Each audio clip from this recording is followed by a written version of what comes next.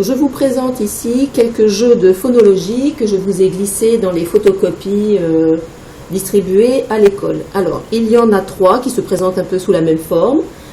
Avec l'encadrement orange, il s'agit de travailler les rimes, je vous l'expliquerai ensuite. Un autre jeu avec des encadrements violets où il s'agit de travailler la fin d'un mot et le début d'un autre.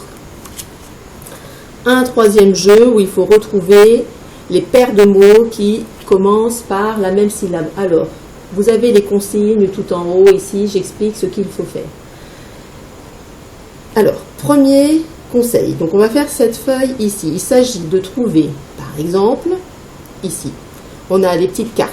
Tomates, balai, carottes, fauteuil, judo, lapin, hop, lapin.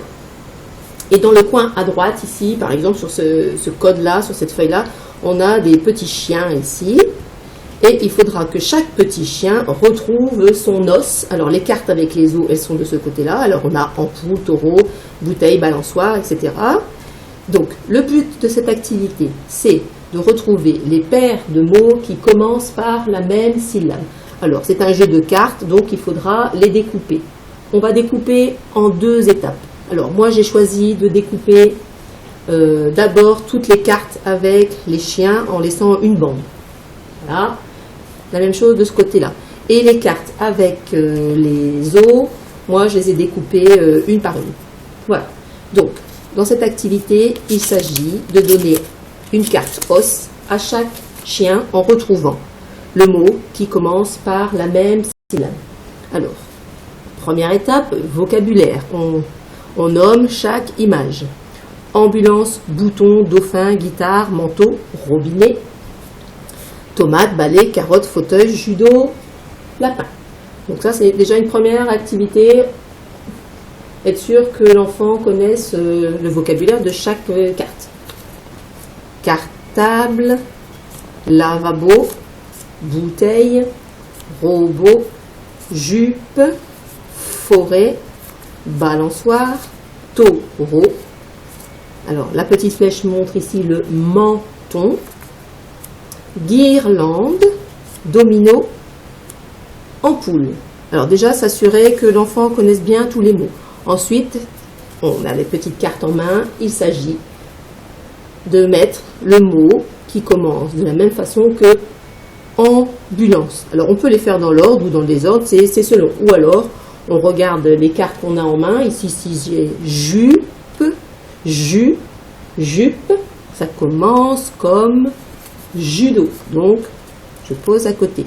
Le chien a retrouvé son os. Voilà pour cette activité, il faut retravailler bande par bande dans un premier temps.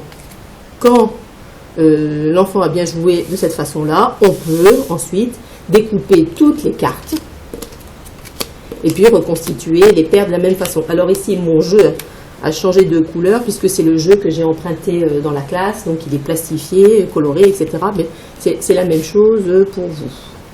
Voilà. Alors on peut les mettre une par une, alors là c'est un peu plus difficile et l'enfant peut jouer en autonomie. Qu'est-ce qui commence pareil que bouteille, eh bien, hop, qu'est-ce qui commence pareil que bouteille, eh bien c'est bouton. La première syllabe, bou. Qu'est-ce qui commence pareil que guitare, gui, on peut répéter la première syllabe, guitare comme guirlande, dauphin comme domino, lapin, la, comme lavabo, lapin, ambulance, ampoule. Voilà, ça c'est une activité qui peut être menée d'abord avec les cartes et puis ensuite vous pouvez jouer à l'oral. Par exemple, on va jouer avec les prénoms de la classe.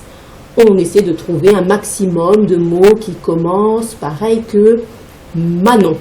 Par exemple, Manon, donc je cherche des mots qui commencent par ma.